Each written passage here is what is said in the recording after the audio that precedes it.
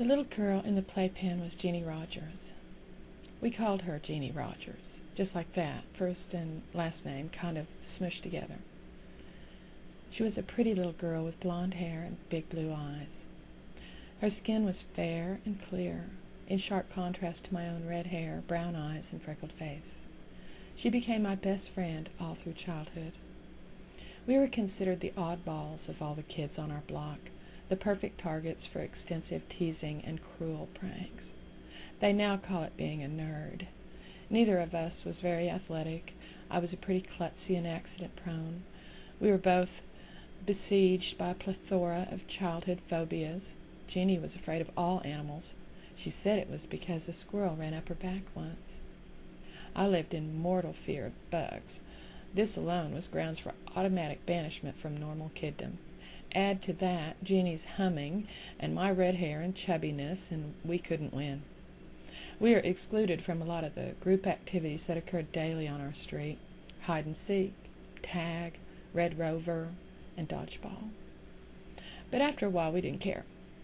We made our own fun and had a sort of pact which included a mutual animosity for all those kids on the block that spurned us. Our neighborhood was chock full of children, at least 2 in each house.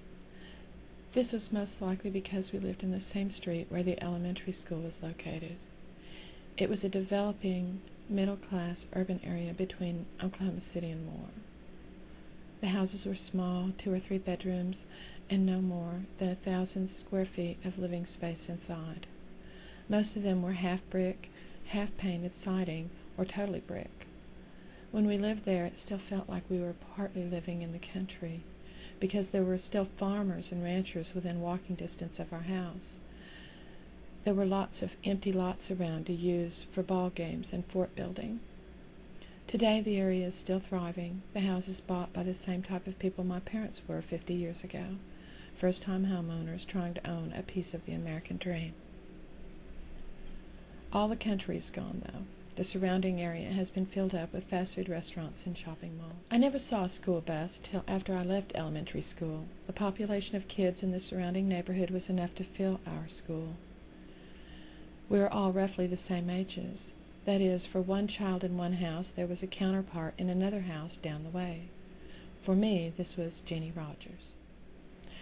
She always hummed like that, like she did in the playpen. One long, monotonal note. Almost a growl, a sort of guttural humming, always when she was concentrating intensely on something. I didn't mind the noise. In fact, I spent so much time with her that I suppose after a while I just didn't even hear it anymore. But the other kids did, and they would tease her about it all the time.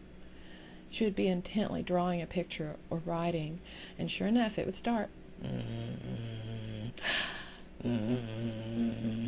The other kids would yell, "Jeannie, your motor's running!"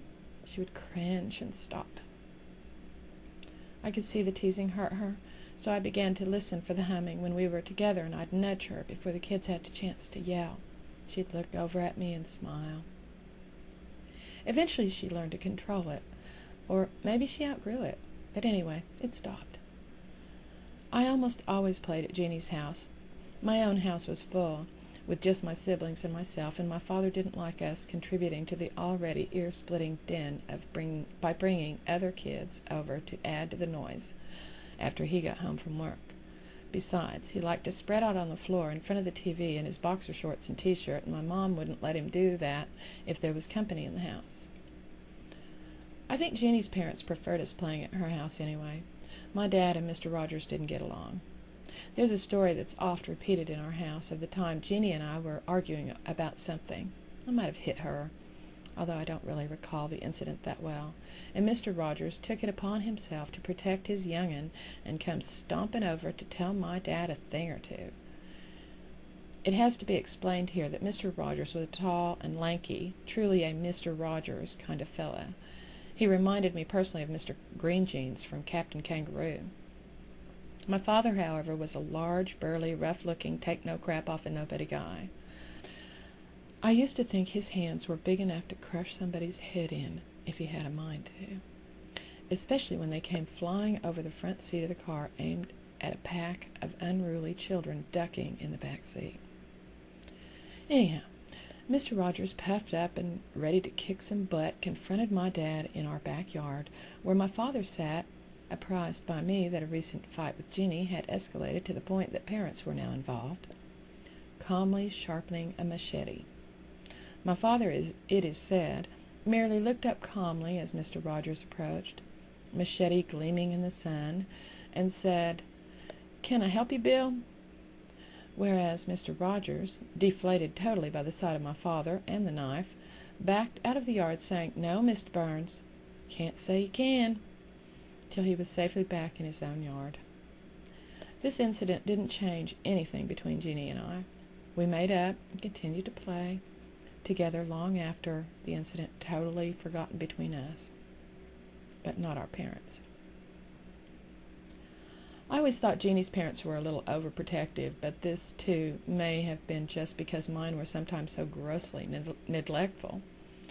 On the 4th of July, for example, Jeannie's dad always brought out an old galvanized steel bucket filled with water and a large pair of pliers when his girls lit off firecrackers. When they encountered a dud, they had to wait an inordinate amount of time after the thing had failed to go kaboom, and then gingerly pick up the offensive firecracker with the pliers, hold it arm's length away, walk over, and place it carefully into the bucket of water, like some junior bomb squad or something. The unbelievable thing was, they were only allowed to light off lady fingers. My family, on the other hand, and in particular my brothers, were notorious for dangerous and destructive acts of fireworks sabotage in the neighborhood. My brothers were black cat demolition experts. They blew up everything that could be even remotely construed as exciting or interesting if it went boom. They had Roman candle and pop bottle rocket wars, aiming the things at any suspecting kid unlucky enough to cross their path. My brother Paul would light and squeeze ladyfingers between his fingers.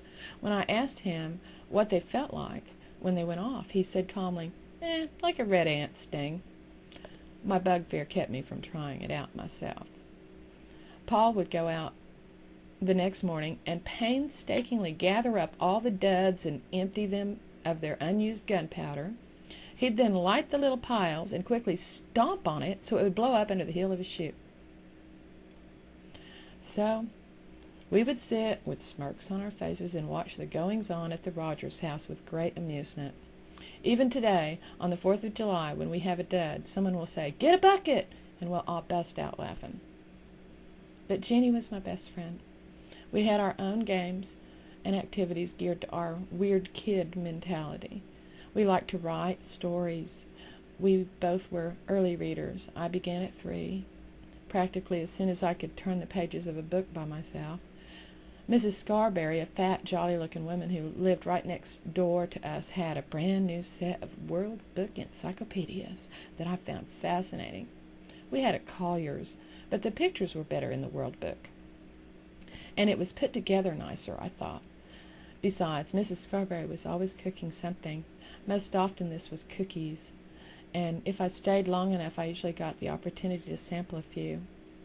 I spent many afternoons sitting cross-legged on her living room rug, some massive volume spread across my lap, totally engrossed. I would occasionally get up, my finger carefully marking a big, tough word that Nadine, Mrs. Scarberry, would explain to me. Eventually she got sick of my interruptions to her kitchen activities, I suppose, and taught me how to use the dictionary. Then it was Katie bar the door. I read anything I laid my hands on, stopping frequently to look up words I didn't know.